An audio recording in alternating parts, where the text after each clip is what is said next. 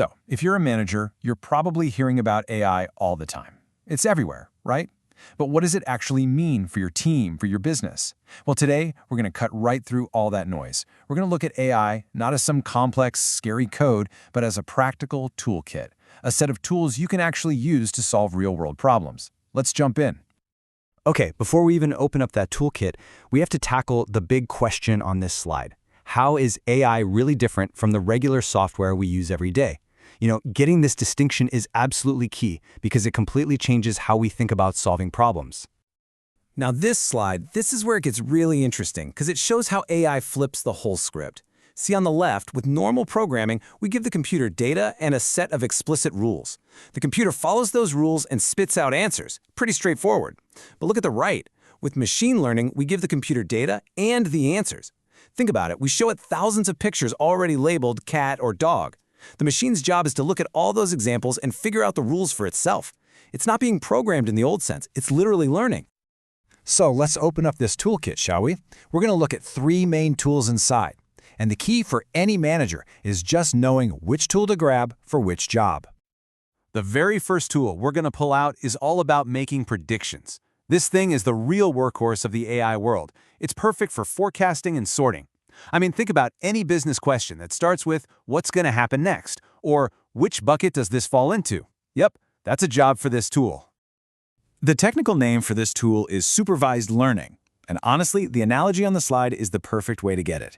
It's just like a student learning with a teacher. You feed the machine tons and tons of examples that are already labeled, kind of like digital flashcards. This transaction was fraud, this one was legit, this customer churned, this one stayed. The machine just studies all those examples to learn the patterns, so it can then make smart predictions about new stuff it's never seen before. And inside this supervised learning tool, there are really two main jobs it can do. On the left, you've got classification. That's all about sorting things into groups. It answers questions like, is this email spam, yes or no? Then on the right, you have regression, which is about predicting a specific number. It answers questions like, okay, how much is this house going to sell for? Or how many units will we sell next quarter? And you can see on this slide just how incredibly common this tool is in the business world. Spotting fraud, forecasting sales, figuring out which customers might be about to leave, these are all classic prediction problems. It really is the workhorse of machine learning. All right, let's move on to our second tool. So what happens when your data isn't all neat and labeled? What if you just have this massive, messy pile of customer data and you need to find the hidden gems, the patterns inside? Well, that's exactly where this next tool comes in. This one's called unsupervised learning. And the analogy here is just perfect. Imagine you have a giant, unsorted pile of family photos. You'd instinctively start making piles, right? These are all beach trips. These are all holiday dinners. The algorithm does the exact same thing with your data. It just finds the natural clusters and structures that you might not have even known were there. And this is where it gets really powerful for your business. As this slide points out, you could use this tool on your customer purchase data. It might suddenly discover brand new segments you never even thought of, like a group of weekend bargain hunters or late-night impulse buyers. All of a sudden, you have these new, totally data-driven ways to tailor your marketing. It's pretty cool. So our first two tools learn from data that already exists. But our third and final tool, well, it's different. It's the most dynamic one in the whole kit because it learns by doing, through pure trial and error out in a live environment.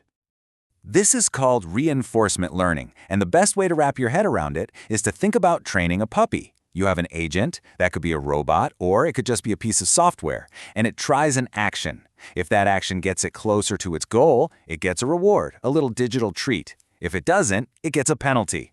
And by doing this millions, even billions of times, it eventually learns the absolute best strategy to get the most rewards. As you can probably guess, this approach is perfect for solving problems in these incredibly complex, always changing environments. It's the magic behind AIs that can beat world champions at chess or Go. But it's also used to train robots on an assembly line, optimize a massive supply chain, or even personalize a website experience for you in real time. Okay, so we've looked at the three main tools in our kit.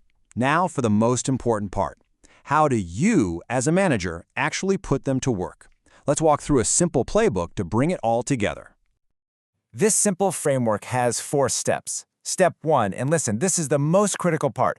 Define the business problem first. Don't start with, we need an AI project. Start with, we need to reduce customer churn by 10%.